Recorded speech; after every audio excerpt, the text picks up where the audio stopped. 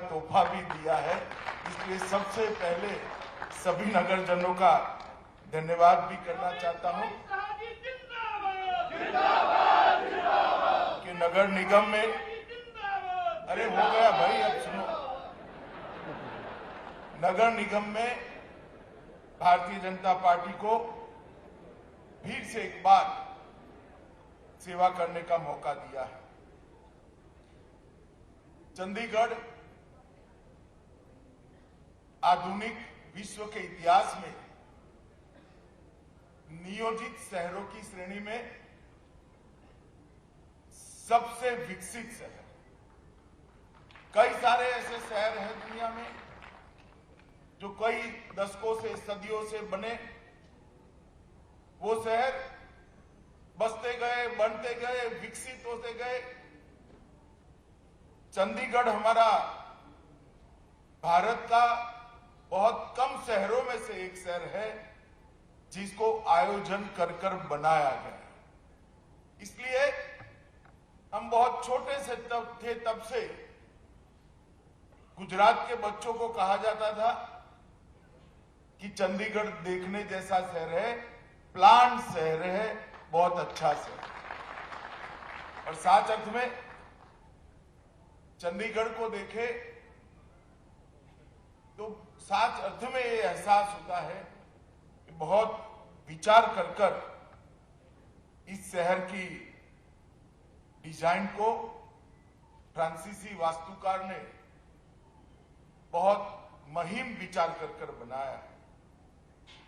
मगर शहर जब बनता है, बसता है, विकसता है, इसके साथ साथ इसकी रिक्वायरमेंट भी बदलती जाती है।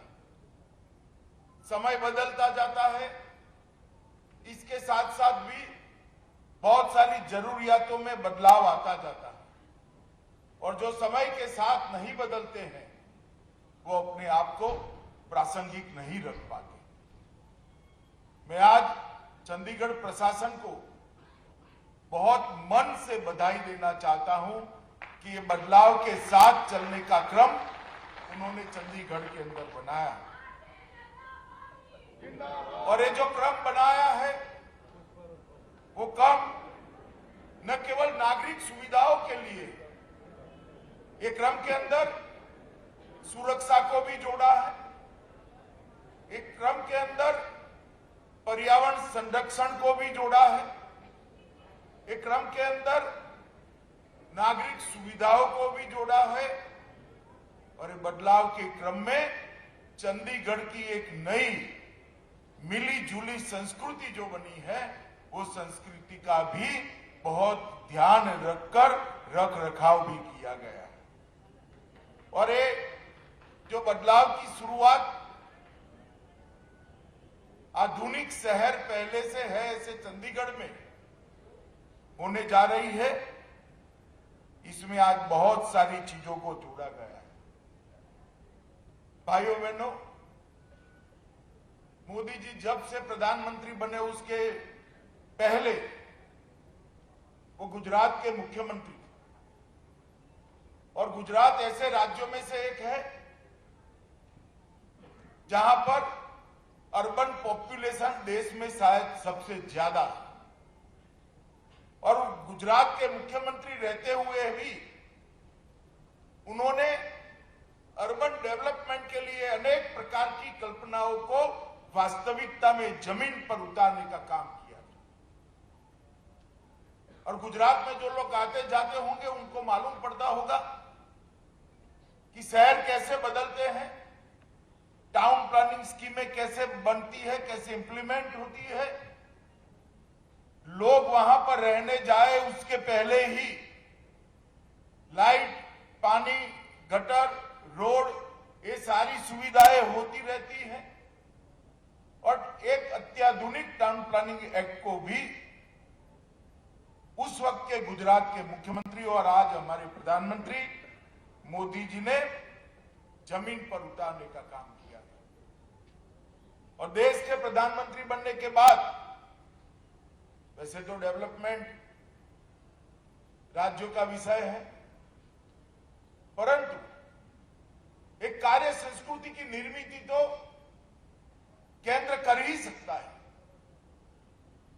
यहां तो बहुत प्रॉब्लम नहीं है क्योंकि ये संघ प्रदेश है, परंतु पूरे देश भर के अंदर स्मार्ट सिटी का एक कंसेप्ट देश के प्रधानमंत्री नरेंद्र मोदी जी ने रखा और आधुनिक शहर किस तरह से विकसित होने चाहिए, दूरदर्शिता के साथ शहर की बाकी की भूमि, नजदीक की भूमि का भी कैसे प्लानिंग किया जा सकता है, सुविधाओं को कैसे अपग्रेड किया जा सकता है और वो सुविधाओं के अंदर सामंजस्य और उसकी एकीकृत कमान भी कैसे बनाई जा सकती। एक कल्पना मोदी जी ने शहरों के लिए रखी, फिर अमृत योजना लेकर आए, उसके साथ सोलार मिशन आया, ग्रीन सिटी की कल्पना आई, अनेक विविध बातों को साथ में जोड़कर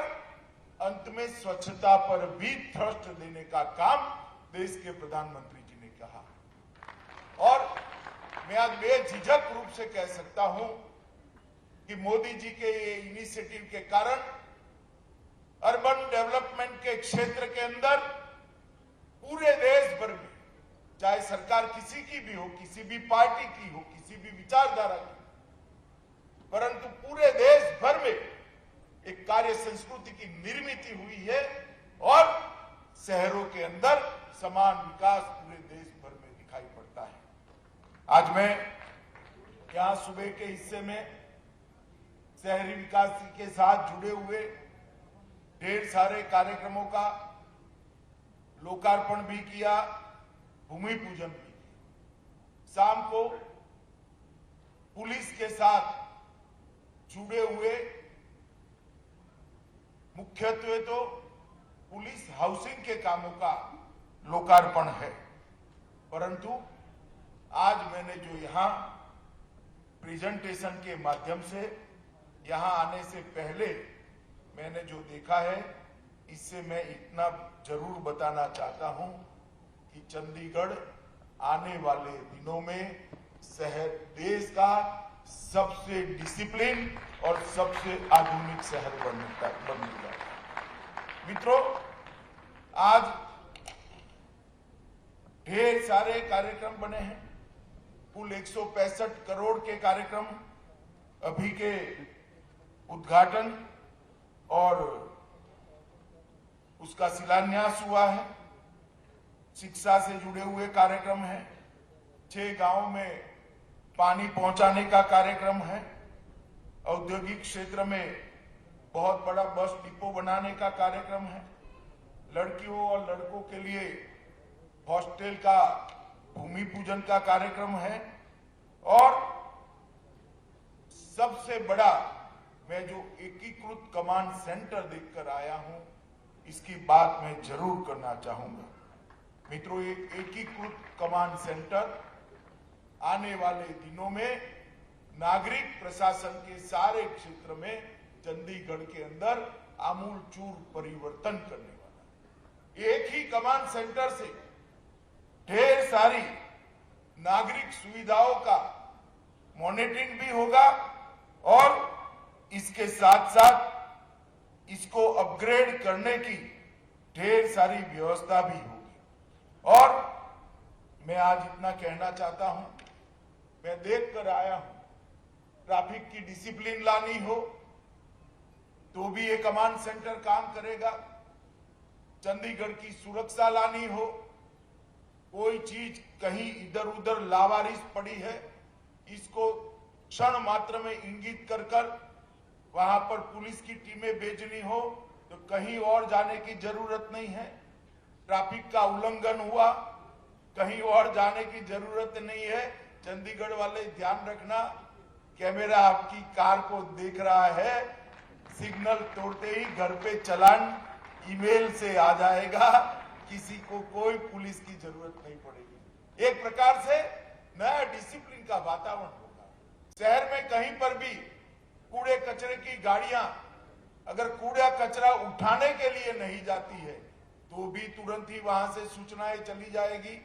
एक प्रकार से सभी नागरिक सुविधाओं को एक ही कमांड सेंटर में बनाने का काम किया है। मेरा तो प्रशासक महोदय से, गवर्नर साहब से निवेदन है कि सारी स्कूलों को धीरे धीरे कर 12th तक के सभी बच्चों को एक कमांड सेंटर देखने का कार्यक्रम बनाना चाहिए, जिससे आने वाले दिनों में जो नागरिक बनने वाले हैं उन पर भी एक प्रकार का संस्कार की निर्मित हो।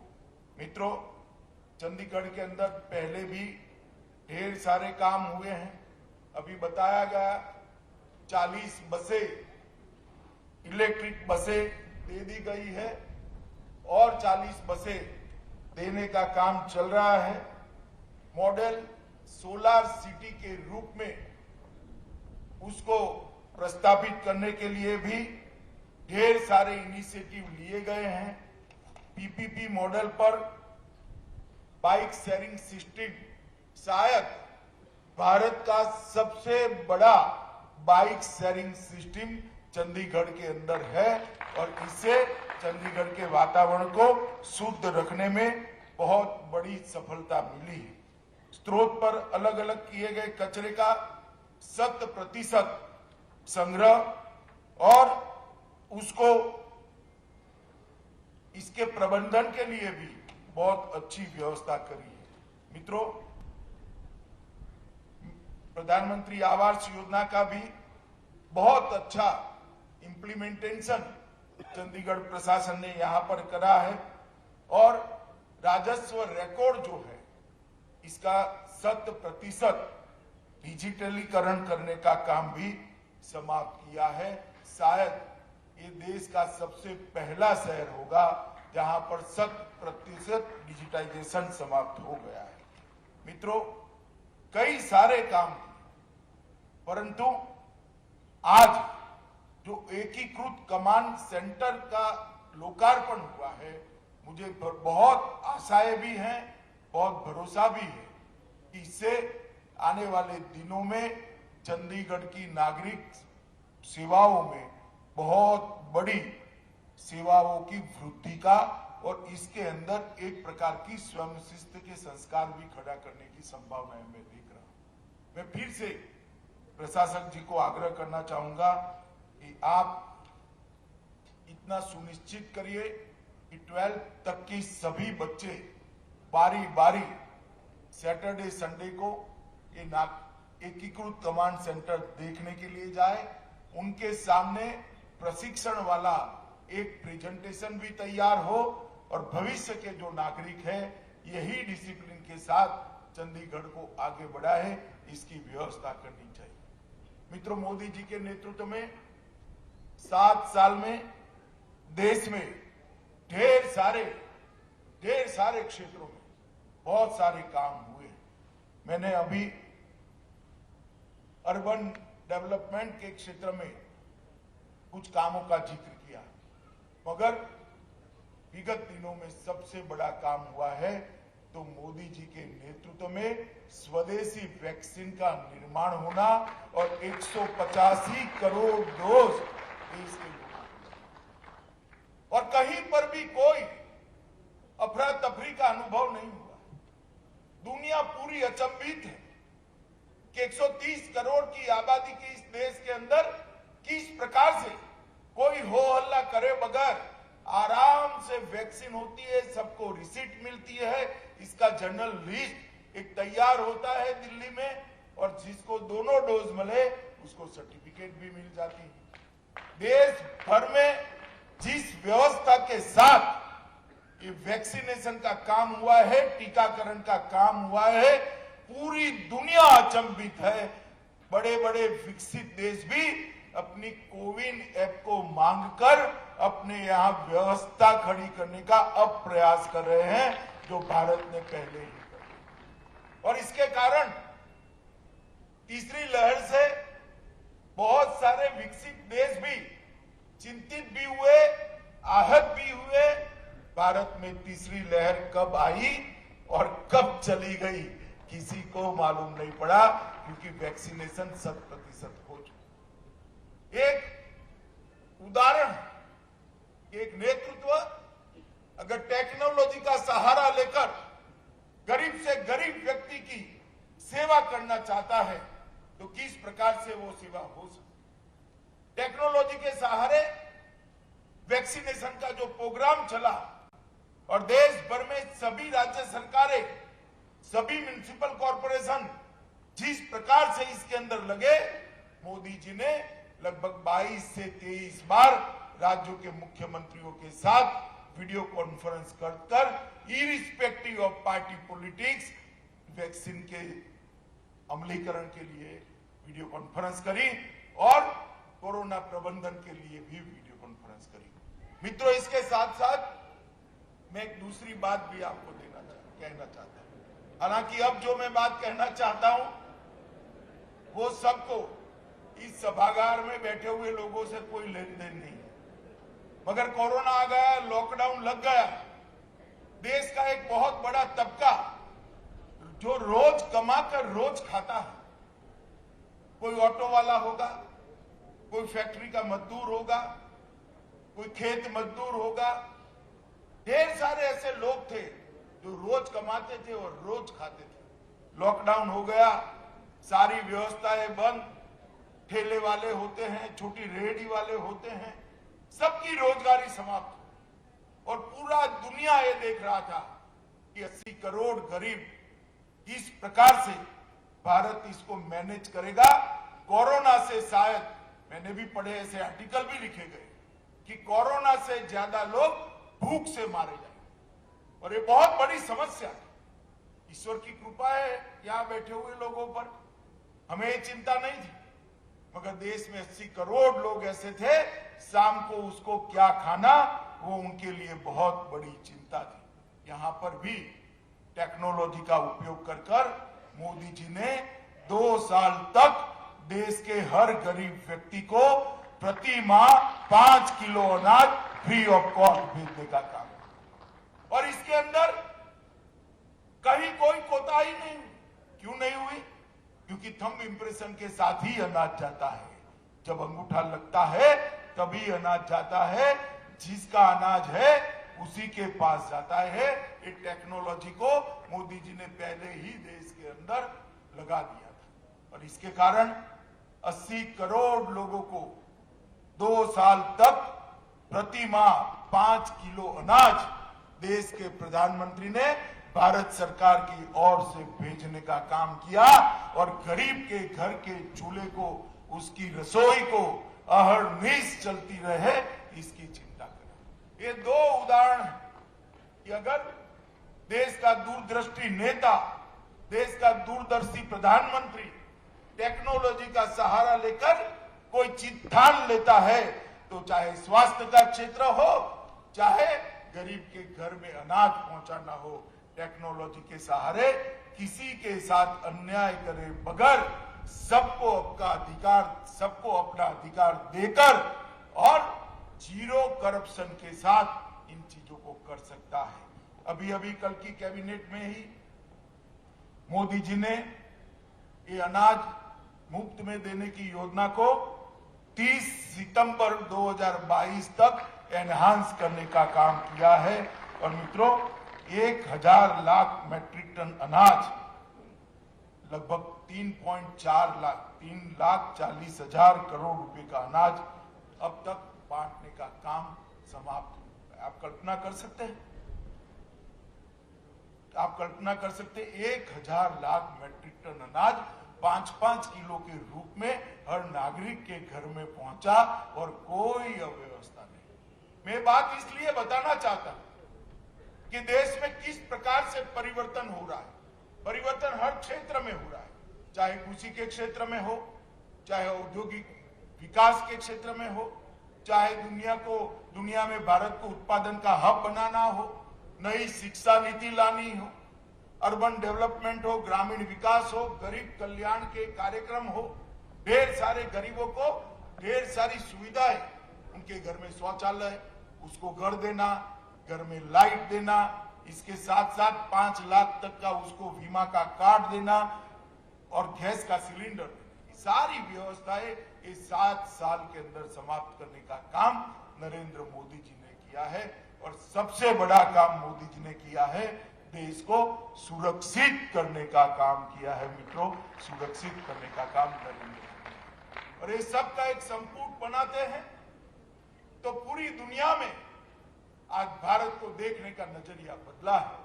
जो लोग विदेश जाते होंगे उसको मालूम होगा कि इमिग्रेशन के लिए विदेश के एयरपोर्ट पर जब आप पासपोर्ट देते हो तो भारत के पासपोर्ट की वैल्यू को बढ़ाने का काम नरेंद्र मोदी जी ने किया है।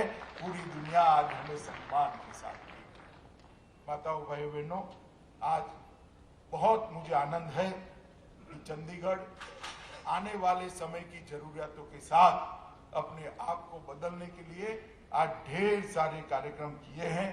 और मैं आप सभी को विश्वास देना चाहता हूं, मोदी जी का लक्ष्य है कि सारे संघ प्रदेश आइडियल एडमिनिस्ट्रेटिव यूनिट बने और चंडीगढ़ बहुत अच्छे तरीके से मोदी जी की इच्छा और मोदी जी को लक्ष्य को पूरा करने के लिए आगे बढ़ रहा है।